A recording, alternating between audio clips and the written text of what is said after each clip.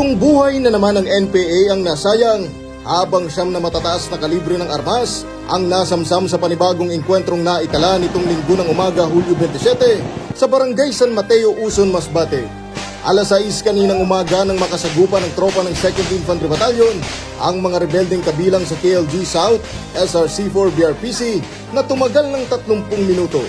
Na-recover sa pinangyarihan ng insidente ang 4 na M16 rifle, 2 M203 grenade launcher, isang M14 rifle, isang M653 rifle, isang Bushmaster at iba pang personal na dokumento ng grupo. Ang nasabing operasyon ay bahagi ng pinaigting na Focus Military Operations ng Joint Task Force Bicolandia kasunod ng naging direktiba ni Major General Aldwin Almase sa kanyang pag-upo bilang bagong pinuno ng 9ID.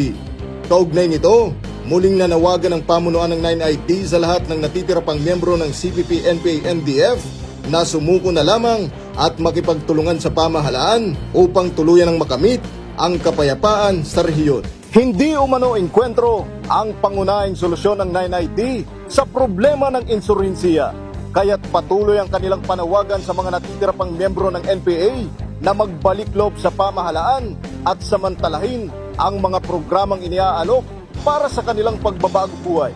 Kapayapaan para sa lahat. Jiro Bonania, Spear News.